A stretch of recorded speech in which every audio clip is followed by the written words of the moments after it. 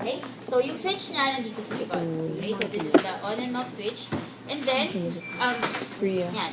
Just like your laser, okay? Just like your laser, ang gagamitin lang natin na modes sa shortwave diathermy are the preset programs. Okay? Meron kasi tayong tatlong options dito. Treatment parameters, treatment memory, and then treatment protocol. Okay? So, pipiliin nyo yung treatment protocol.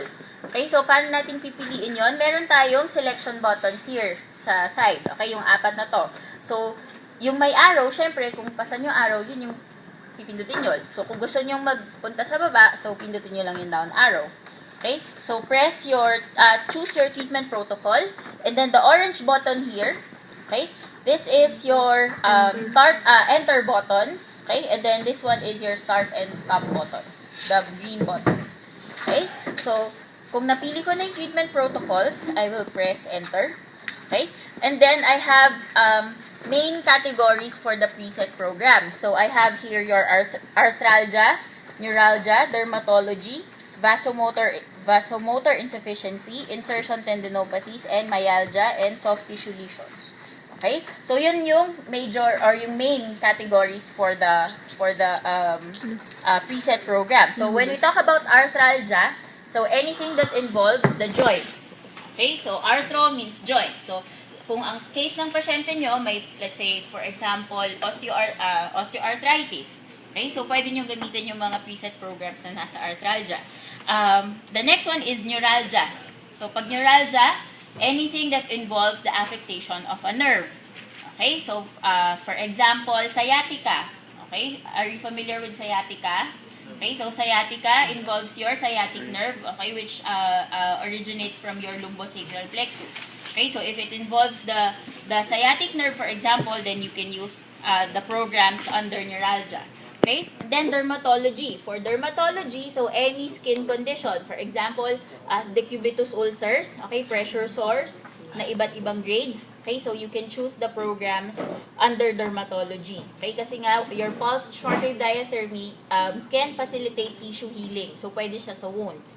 And then, you have your vasomotor insufficiency. So, any problem in the circulation. So, for example, di ba, one of our precautions sa heating application is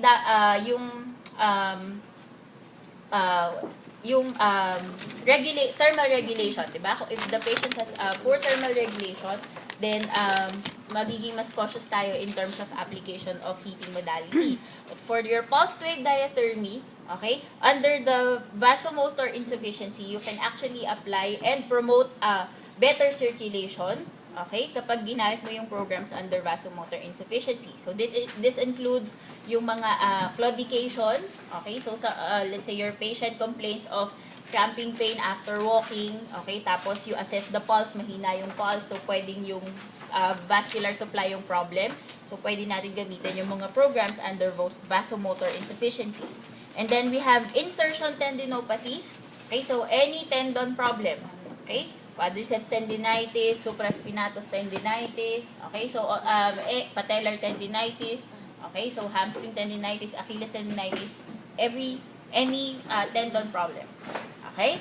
And then you have your myalgia, okay? Sa myalgia naman or myalgies, okay, so any muscle problem. Okay? Let's say you have your low back pain, tapos masakit yung erector spinae or yung paraspinal muscles ng patient. You have your MPS, okay, you can use the programs under myalgia. Okay? And then last one, soft tissue lesions. Okay? So any soft tissue lesions, for example, ligamental. Okay? For example, ankle sprain. Okay? So pwede yun. Alimbawa, ano ba? For example, ACL, anterior cruciate ligament sprain, or anterior cruciate ligament tear, you can use the programs under soft tissue lesions. Okay? So, let's try to see kung ano yung mga nandun sa loob ng programs. For example, I chose myalgia. Okay, so punta ako sa myalgia. So, again, I can use the up and down buttons para pumili ng main program. And then, I press enter. Okay? So, dito, mas madali siyang piliin as compared to the laser. Kasi dito, nakadescribe na kung ano yung condition na iti-treat ng particular parameters na yun. For example, if your patient has hypertonic muscles, so nakalagay dyan, hypertonic. So, you choose that. Halimbawa, gusto mo i-promote is muscle relaxation, so pwede mong piliin yung hypertonic. Okay? If your patient has muscle pain that is acute, okay, and is deep, okay, for example, quadratus lumborum, tapos na-strain kaninang umaga lang, then you can use that program. Another option is acute and superficial, okay? For example, superficial muscle, for example, in the wrist extensors, okay? So, your wrist extensors is relatively a small muscle group, okay? So, technically, mas manipis siya as compared to your low back, for example. So, it's considered superficial. So, pwede mo pa rin siya gamitin if it's acute. And then, you have your chronic deep myalgia, chronic superficial myalgia, okay? If you have myofascial trigger point, which, meron din siyang sariling program for that. If you have tension headache, okay, pero we don't usually use it for headache, for addressing headaches. And that's it.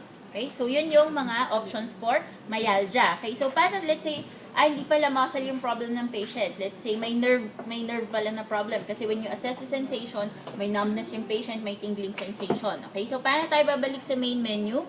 You press the left button. Okay, so I will press this and then babalik ako sa main menu. So ito yung return.